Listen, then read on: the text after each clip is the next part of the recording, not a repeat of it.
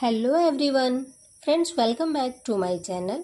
In this video, we are going to cover line by line summary of the chapter Dust of Snow, जिसके author हैं Robert frost.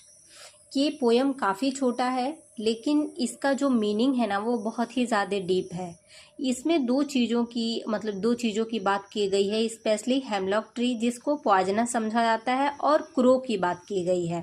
मतलब poet इस poem के through समझाना चाहते हैं कि हम लोग बहुत सारी चीज़ें हैं ना कि जिसको मतलब बैड निगेटिव चीज़ों के तौर पे देखते हैं। जैसे कौवे को बहुत शुभ नहीं माना जाता है, लेकिन ये जो क्रो है और जो ये हेमलॉक ट्री है इसको पॉइजनस माना जाता है।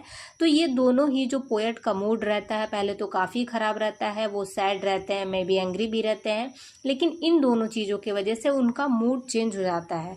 तो इसलिए जो पोएट हैं वो हमें मैसेज देना चाहते हैं कि हम लोग ना बहुत सारी चीज़ें हैं लाइफ में जिनको कंट्रोल नहीं कर सकते हैं, लेकिन छोटी छोटी चीज़ों में हम खुशियाँ ढूंढ सकते हैं, हमारा मूड चेंज हो सकता है।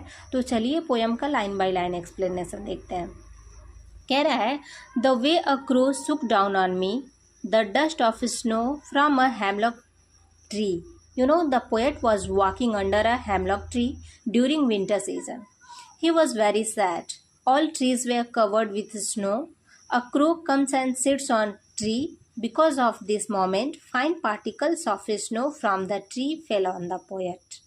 ये जो पोएट हैं वो ये एक हेमलॉक ट्री, जैसे विंटर का सीजन होता है हेमलॉक ट्री के नीचे से होके जा रहे होता है।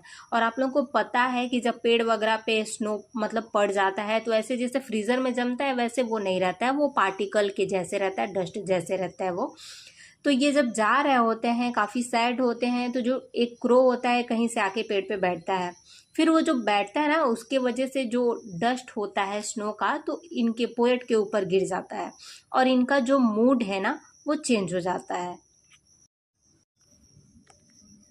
नेक्स्ट स्टेंजा कह रहा है, has given my heart a change of mood and saved some part of a day I had rued. You know, as soon as snow fell on the poet, his mood changed. His feelings of sadness got away. Now his remaining day will be free from sadness. अब क्या होता है कि जैसे ही वो जो crow रहता है वो ट्री पे बैठता है, फिर ट्री से डस्ट पार्टिकल जो पोएट के ऊपर गिरते हैं तो जो वो सैड रहते हैं ना तो उनका मूड सडनली चेंज हो जाता है, उनका सैडनेस ख़त्म हो जाता है। और जो अब पूरा दिन बचा था मे बी उनके मूड में वही सारी चीज़ें जिस भी रीज़न की वजह से पोएट सैड थे चलती रहती, लेकिन एक छोटा सा इंसिडेंट उनका पूरा दिन सेव कर देता है, यानी कि उनको सैडनेस से फ्री कर देता है।